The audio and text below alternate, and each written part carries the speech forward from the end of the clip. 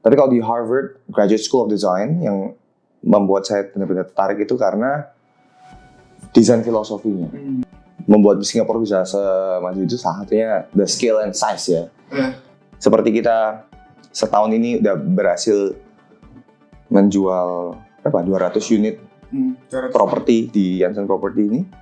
Halo semua, kembali kita di YouTube channel dan hari ini kita kedatangan tamu yang sangat spesial, yaitu Parama Pradana Suteja, yaitu Chief Design Officer dari Yanson Property. Hello. Thank you buat kehadirannya ya. Thank you Mark, thank you for having me. Nah, sebenarnya saya dengan Parama ini sudah kenal sangat lama, sejak dari SMA, dan dia adalah kakak dari best friend saya yaitu Arta.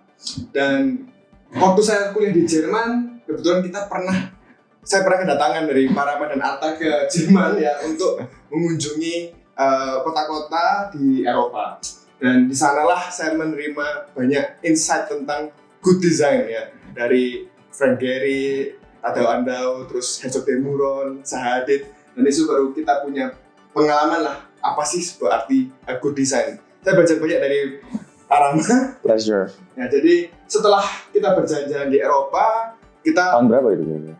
tahun 2019 mungkin ya? 18-19 ya? 18-19 ya. Setelah pulang dari sana, gue punya pemahaman yang baik tentang good design.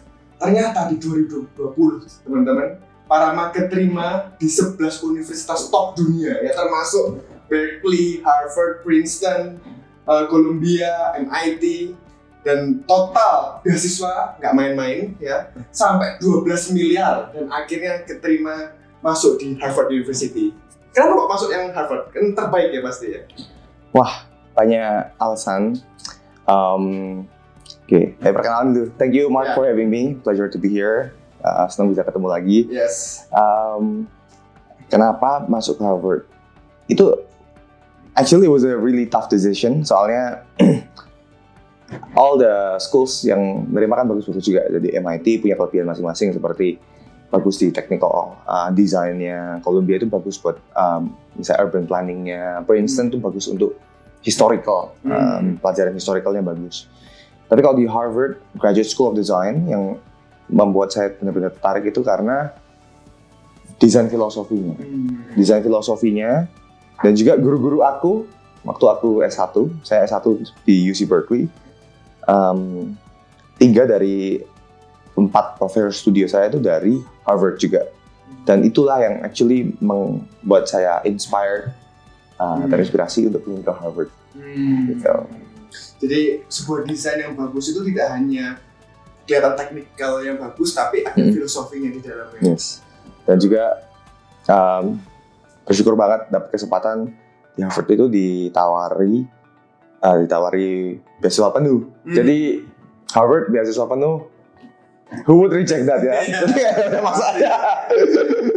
Nah, puji Tuhan setelah mendapatkan beasiswa dan akhirnya mau lulus, kita ketemu lagi di My Wedding ya. Yeah. Di My Wedding, dan kita bercengkrama. Ternyata Parama juga punya satu visi untuk mengembangkan Indonesia. Tenggat lah ya, masih ingin dengan Indonesia. Dan akhirnya puji Tuhan di mungkin tahun ini kan tahun lalu ya? Sekitar tahun lalu ya? Tahun lalu ya. Parama akhirnya officially masuk sebagai CDO, Chief Design Officer dari Yanson Property, dan sebagai pemegang saham juga dari Yanson Property. Dan kita bersama mempunyai satu visi untuk mengembangkan perumahan terbaik lah di kota-kota yang kita kembangkan. Amin. Thank you.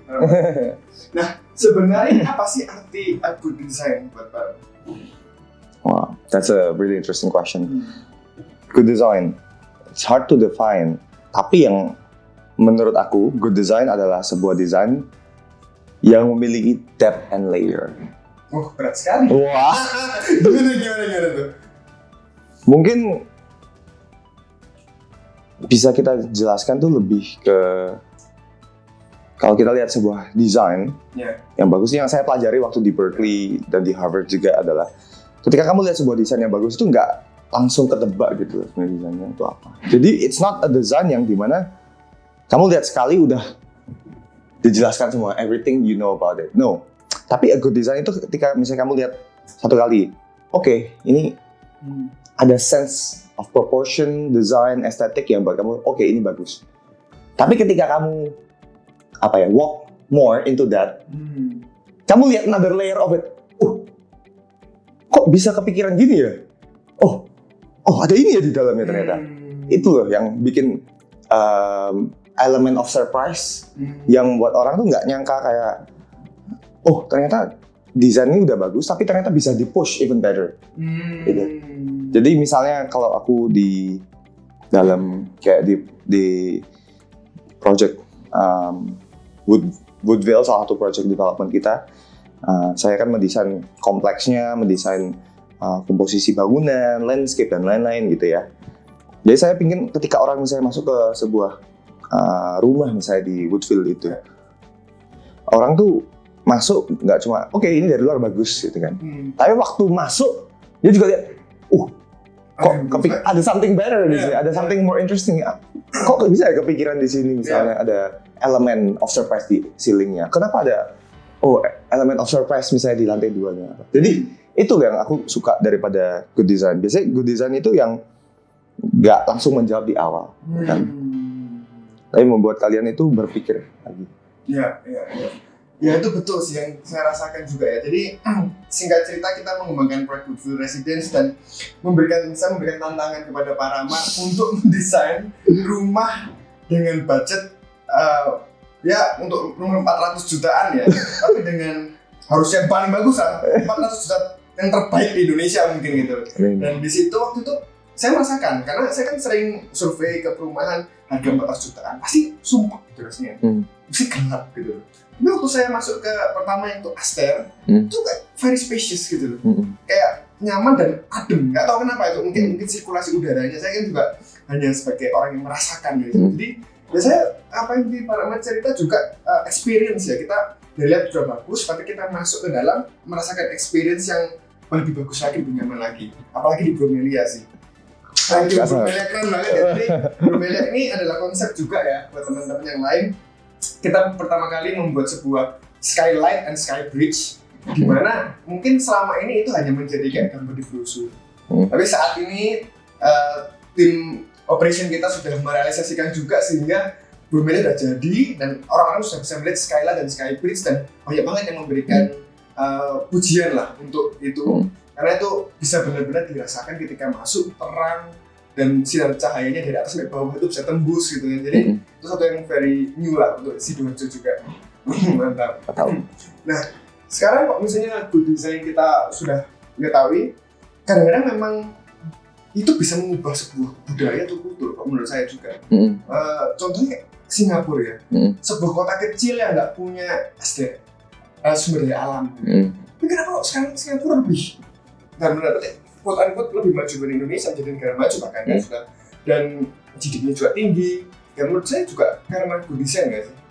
Benar-benar bisa mereka yang jualan merchandise-nya aja dari dijual atau apapun juga bisa maju. Menurut Pak Arman gimana? Apakah good design itu bisa mengubah kultur dan budaya?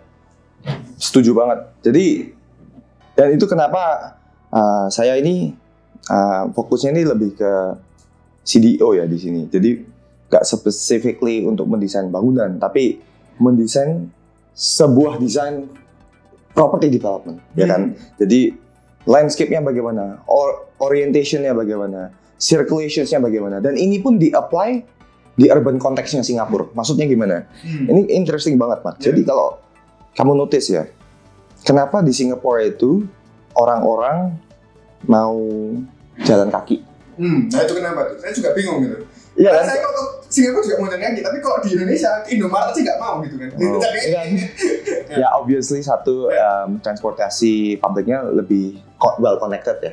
Jadi kedua, selain transportation yang well connected, architecture atau desain. Jadi desain daripada Singapura itu is created for the people to walk. Maksudnya gimana? Jadi kalau kamu notice ya, bangunan dan kompleks-kompleks di Singapura itu lantai satunya itu biasanya bolong. Bolong maksudnya apa? Istilahnya tuh transparent, di mana orang tuh publik boleh lewat. Kalau kamu notice ya, misalnya di lantai satunya mall gitu di Singapura, lantai satunya itu open for public. Iya benar. Dan itu kalau kamu notice di Indonesia bahkan negara-negara lain yang car centric, banyak mobilnya, bukan per jalan. Biasanya kamu kalau lantai 1 nggak bisa tembus ke, ya udah kamu masuk satu pintu masuk, keluarnya pintu lain gitu loh. Betul. Tapi kalau di Singapura itu lantai 1 kamu bisa masuk sini, keluar di sana.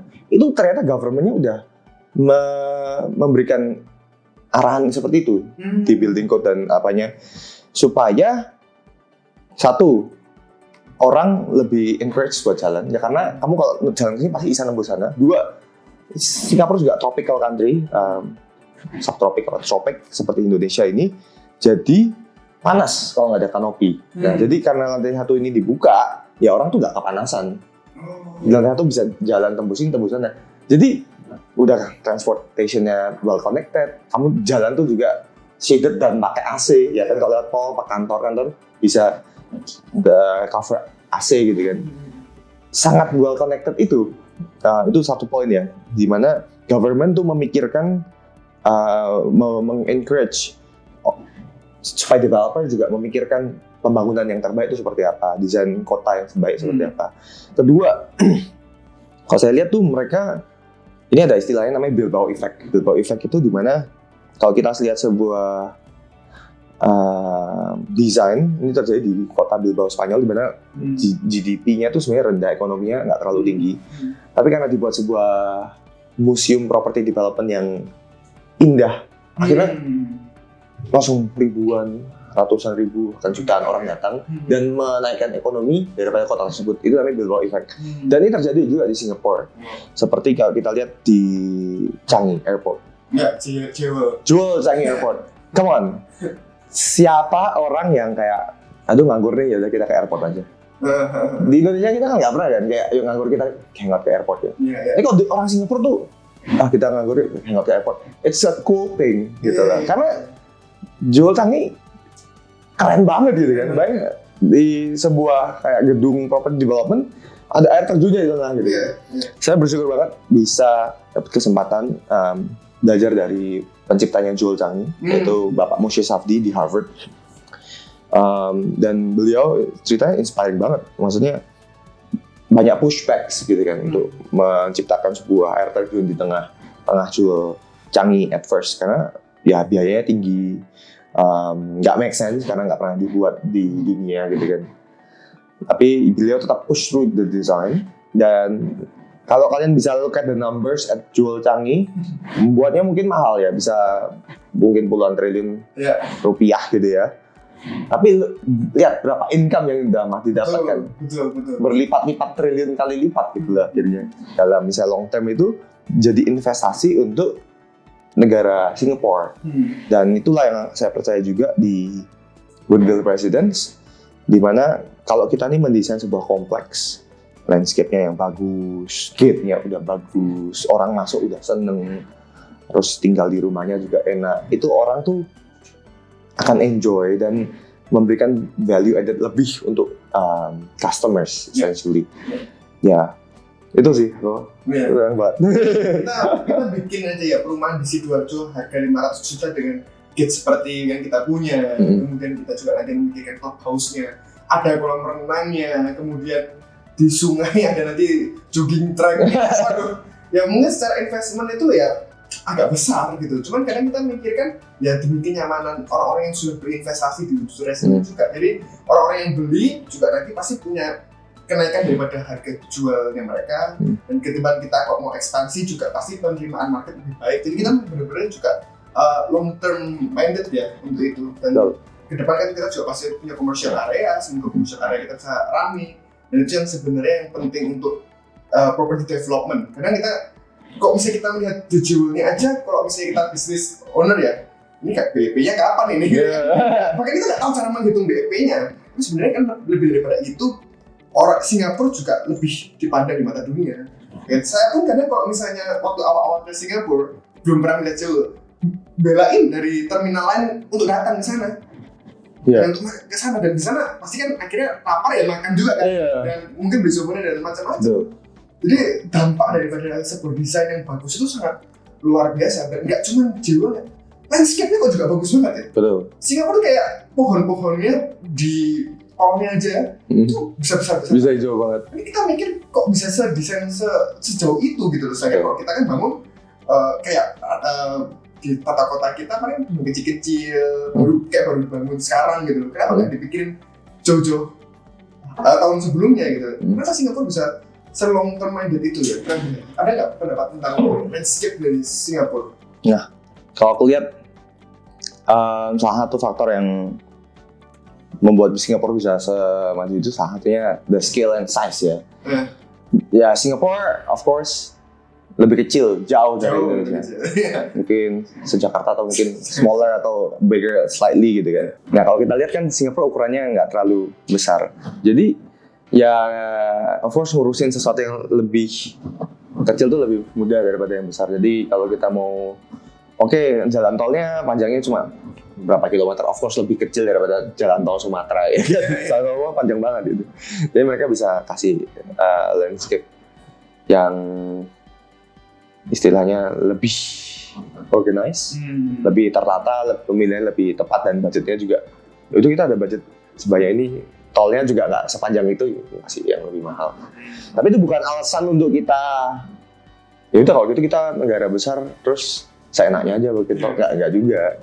Karena kita bisa juga lihat di misalnya Amerika, di Korea, Tokyo, Jepang gitu ya.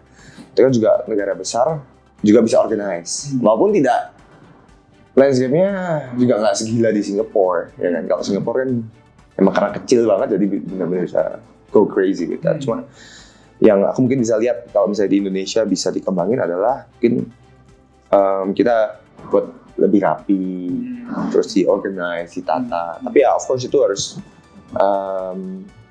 hire consultant juga gitu loh, kayak designer yang bisa benar-benar mendesain itu, hire landscape designer, urban planner designer, supaya bisa berkolaborasi untuk menciptakan sebuah desain yang bagus.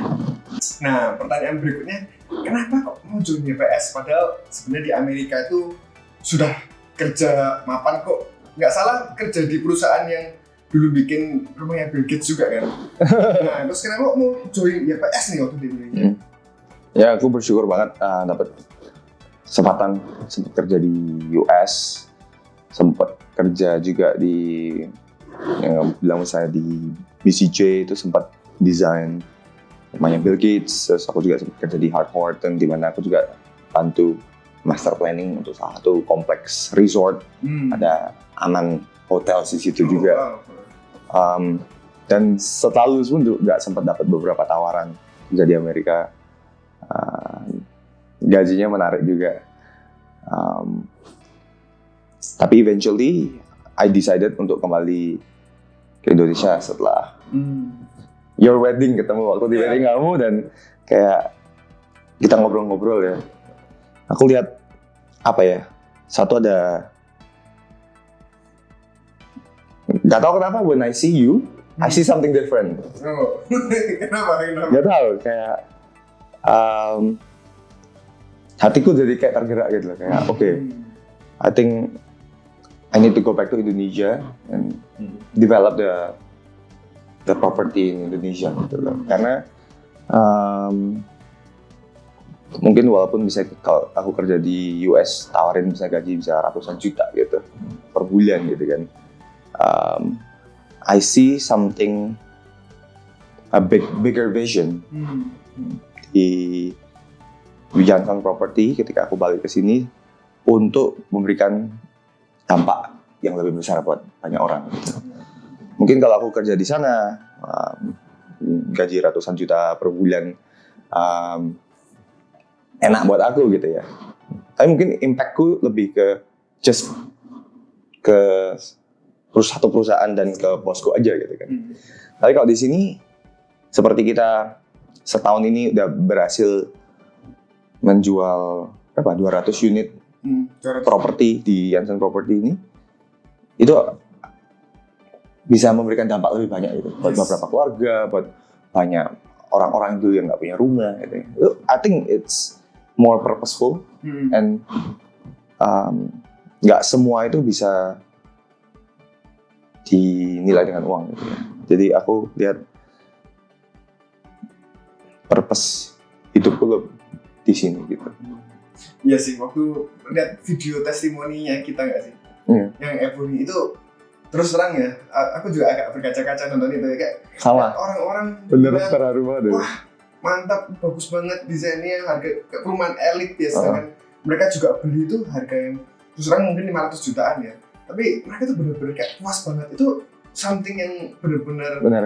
apa menggerakkan hati gue Bener. sih. Aku terharu banget sih waktu Bener sih. denger itu sampai kayak mau nangis gitu. Karena Dan itu terharu banget gitu. Dan itu baru mungkin hanya 5 orang ya. Ini sudah banyak nih video-video testimoni kita dan semuanya lah. Bisa bilang semuanya tuh puas banget karena kita menjanjikan pembangunan itu 10 bulan, kita juga udah deliver sekitar 7-8 bulan. Lebih cepat, kualitas juga lebih baik sih. Dan ya kita benar-benar nggak mau mempermainkan kayak kualitas sih di properti juga ya. Dan development apa pandangan Koparama ke depan sebagai Chief Design Officer untuk desain development di Yanson Property sendiri? Yes, jadi kalau aku lihat ke depannya visinya tetap sama, yaitu kita akan memberikan yang terbaik and beyond expectations for people.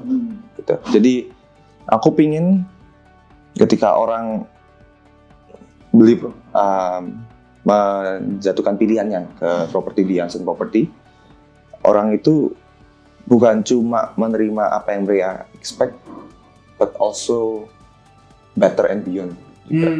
Jadi itu yang bisa kita lihat dari testimoni orang-orang yang akhirnya dapat unitnya sampai kehabisan gitu ya Yanson Property.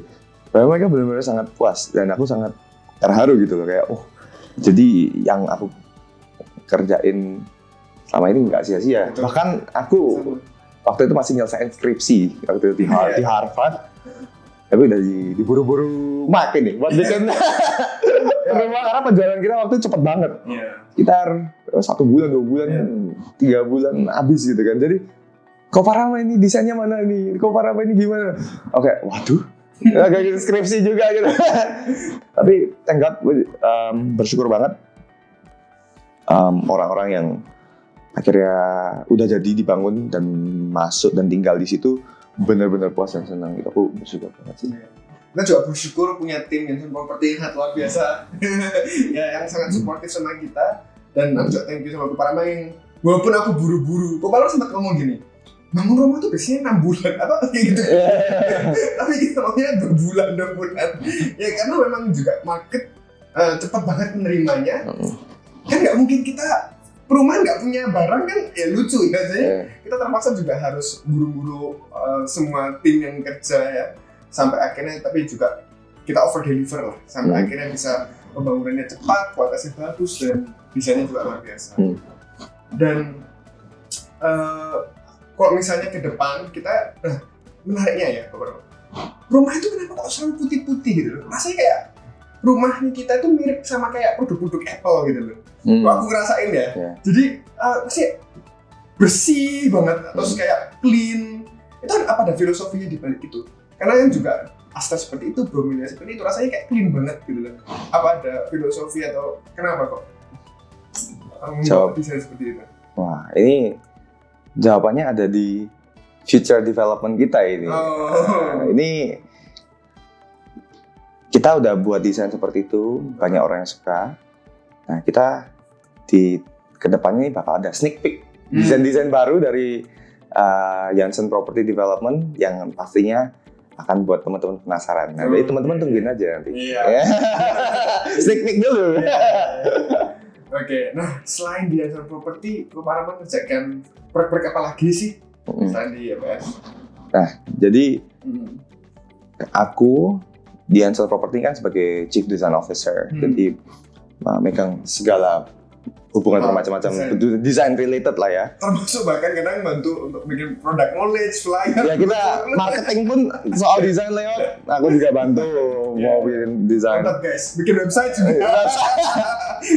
kita bikin apps, sneak peek ya guys. Tapi itu kita juga lagi develop, aku juga bantu. Nah di luar Yanson Property, aku kerjanya sebagai landscape designer and builder. Jadi landscape design and build. Dan bukan arsitek ya. Di luar aku nggak bekerja sebagai, aku nggak membangun bangunan atau apapun. Aku fokusnya di landscape design and build gitu. Kalau teman-teman mau cek, namanya lapalma.landscape. Jadi @lapalma.landscape itu perusahaan yang aku kerja sekarang. Di situ aku juga partner dan kita fokusnya adalah mengerjakan proyek-proyek rumah, commercial, hotel, restaurants, dan kantor, berbagai macam proyek lainnya. Dan ya itu sih yang aku kerjain di luar, landscape design and build. Apa arti landscape? Kenapa kok lebih tertarik di bidang landscape? Dan pernah sekolah juga tentang landscape? Yes. Jadi waktu di Berkeley itu kayak selain ambil architectural design, aku pun juga ambil minor di landscape history and theory and environmental building juga gitu. Di Harvard pun aku ambil studio landscape juga. Aku belajar dari landscape architect of the Notre Dame Church. Kalau teman-teman tahu, kemarin ada Notre Dame Church di Prancis yang kebakaran. Nah, ini aku belajar sama landscape arsiteknya langsung. Bahkan kayak aku ambil kelasnya Moshe Safdie itu kan juga kayak dia buat Joel Changi, landscape-nya tuh seperti apa. Kenapa kalau dia bisa bikin tower-tower tuh ada landscape-nya seperti apa. Jadi aku benar-benar interested in landscape istilahnya gitu. Aku lihat manusia itu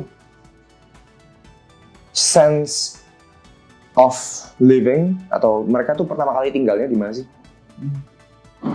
Misalnya di hutan, it's forest gitu kan, pohon. Mungkin dulu bikin rumah dari ranting-ranting pohon dan lain-lain. Jadi tanpa dipungkiri, kita hidup itu sebenarnya sangat dekat dengan landscape juga gitu kan, dengan alam. Dan inilah pasti yang aku pilih. Aku pilih untuk fokus di bagian eksterior, yaitu buat teman-teman yang nggak tahu ya landscape itu apa sih. Jadi kalau teman-teman arsitektur itu kan mendesain bangunan, interior mendesain dalamnya bangunan. Terus landscape itu yang mendesain apa? Mendesain luarnya. Kalau bikin hotel tuh ada yang arsitek misalnya bikin towernya, interior bikin dalam hotelnya. Landscape tuh bikin apa sih? Ya itu bikin luarnya hotel itu. Nah kita fokus di situ karena saya passionate about space design, how people interact with the nature gitu. Gimana manusia itu nggak cuma berinteraksi dengan semen gitu ya, tapi dengan pohon, dengan rumput, dengan semak-semak. Karena at the end of the day kita is a social living being. Kita makhluk sosial gitu istilahnya. Makhluk sosial di mana kita selain berkomunikasi dengan manusia, kita juga berinteraksi dengan living things di sekeliling kita, termasuk tumbuhan, hewan, dan lain-lain. Dan aku merasa aku passionate banget di landscape architecture. Wow, dalam banget ya. Jadi segala sesuatunya itu rasanya filosofis banget ya sama beberapa. Ya kan, kalau arsitekturnya filosofis, landscape-nya filosofis, segala sesuatunya filosofis. Desain ini lebih ke suatu genre yang kita sebut good design tadi. Yes. Nah, mungkin kita sudah banyak belajar hari ini tentang filosofi art dari desain ya, dan landscape juga lebih dalam banget. Nah, mungkin pertanyaan terakhir, apa sih harapan dan cita-cita dari Koparama sendiri untuk kedepannya? Yes.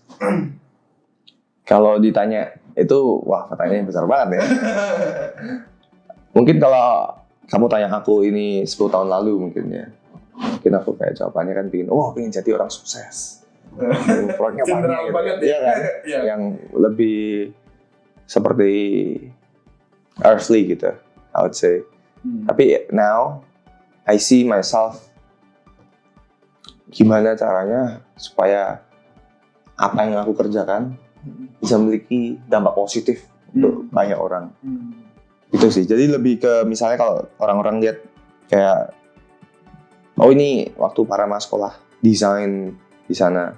Mungkin kalau aku mikirnya masuk di tahun pertama gitu, oh ya aku pengen buat desain, nanti aku bisa jual servisku supaya aku jadi desainer yang sukses. Tapi kalau aku lihatnya sekarang adalah bagaimana aku bisa mendesain a better future for other people juga. Jadi go beyond my own kepentingan pribadi, tapi gimana supaya bisa memajukan kepentingan orang lain juga. Jadi supaya membuat kehidupan orang lebih baik dari desain ini gimana. Jadi sebagai dari landscape-nya seperti apa, dari desain membuat orang ini kehidupan keluarganya lebih baik gimana. Dan dari situlah aku ingin eventually Thank you. Hopefully Thank you. kita pun juga dari Yatsen Property suatu saat punya CSR, mungkin kita bisa bantu di daerah-daerah dengan desain-desain yang baik juga yang kita bisa membantu warga-warga di sekitar. Termasuk kemarin kita bahkan punya proyek di Kalimantan, ya kan? Citra modern juga kita berharap membuat sebuah desain yang bagus untuk di luar Jawa juga. Betul. Meningkatkan tadi ya budaya dan culture di sekitar. Yes. Dan hopefully itu bisa inline dengan cita-cita dari Badako Parama juga dan Amin. dari Yata juga. Thank you so much Thank buat you. ini. Dan kalau misalnya kalian suka dengan video seperti ini, jangan lupa untuk like, comment, dan subscribe. Dan kita tunggukan narasumber